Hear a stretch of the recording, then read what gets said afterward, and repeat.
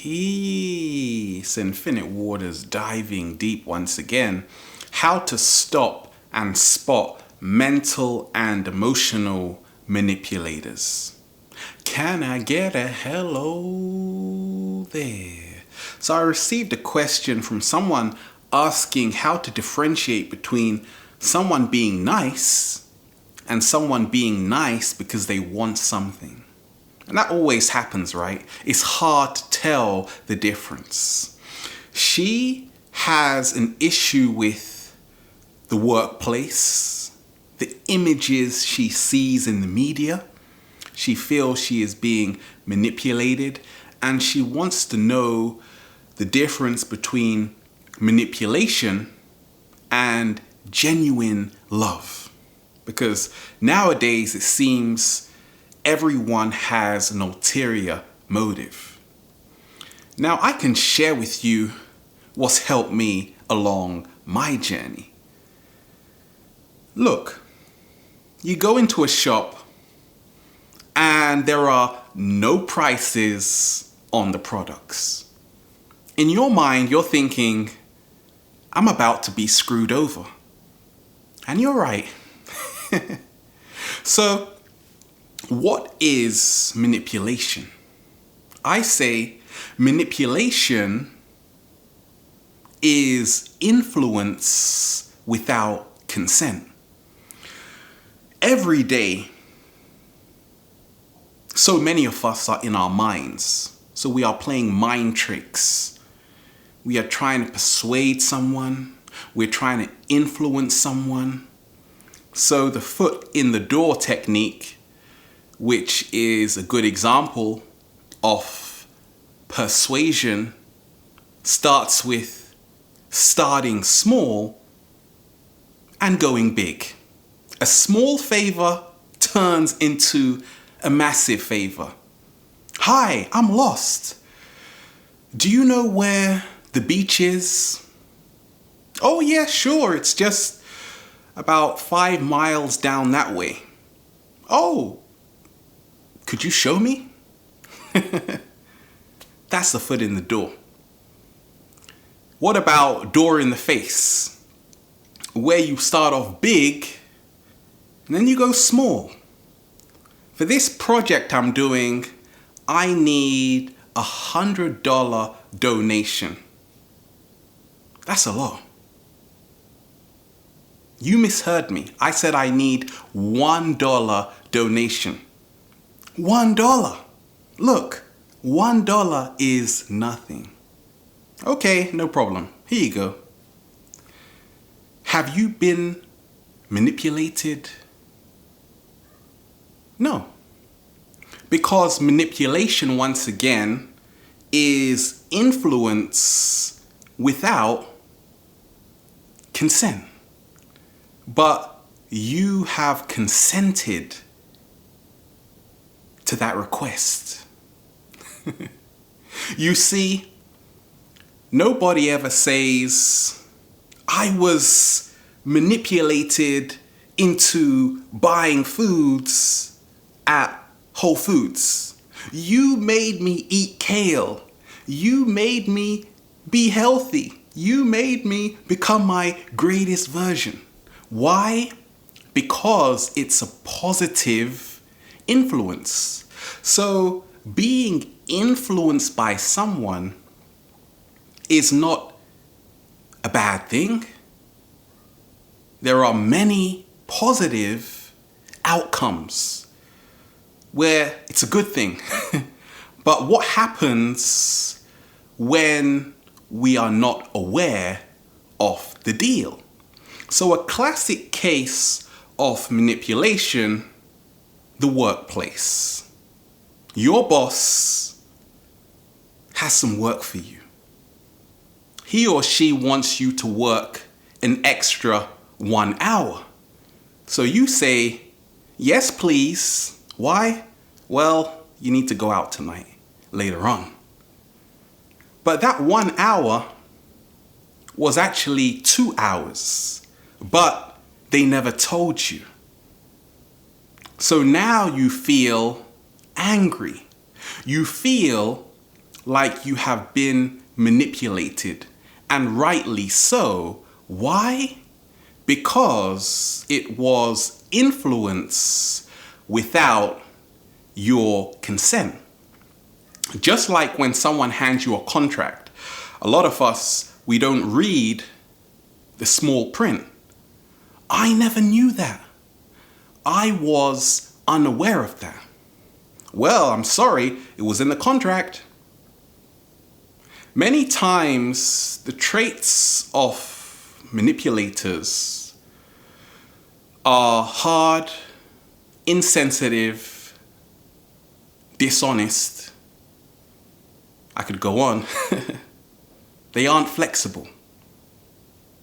When someone is coming from their heart space, they are honest, they are sensitive, they are receptive. They are listening to your feelings, your opinions, your desires, and they are taking that into consideration. Many times, manipulators, their aim is to seize power and control. But ultimately, their aim is to make you unaware. So you see this in the media. The images that we see are influencing us. They are influencing us without our consent because they are working on the subconscious mind. So the great psychologist Robert Cialdini talked of the 6 principles of persuasion, which gives us a better understanding. Now, he talked of reciprocity. Look, if someone leaves a massive parcel outside your door, you're going to be thinking, who did that? And then you see them, and then you're like, come inside, let me make you a meal. Thank you so much. Because we want to return the favor. But we have to ask ourselves, was it coming from a genuine place? Consensus. When the majority do something, we feel compelled to do the same thing. Commitment, the 3rd principle, which is all about, look, advertisers use this. Sign up for this. It's $1.99. And then afterwards, it goes to $30, £30. So because we have made an initial commitment, we are more likely to continue with the payment. So you have to become aware of the subtle techniques. Liking, which is the 4th principle, which is very powerful. When everybody likes the same thing, we feel we have to. Why? Because nobody wants to be left out. Scarcity. The 5th principle. When something is rare, we are more persuaded to buy it. This is the last one left. It's a sale. Wait a minute. There always seems to be a sale on. Are you lying to me? So beware of that too.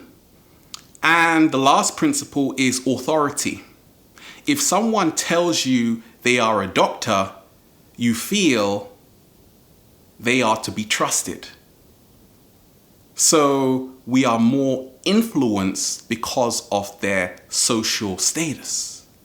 But once again, manipulation can only happen without your consent. Once you are aware of all of these techniques, you can't be manipulated. So what's helped me along my journey is, first of all, realizing I have a choice.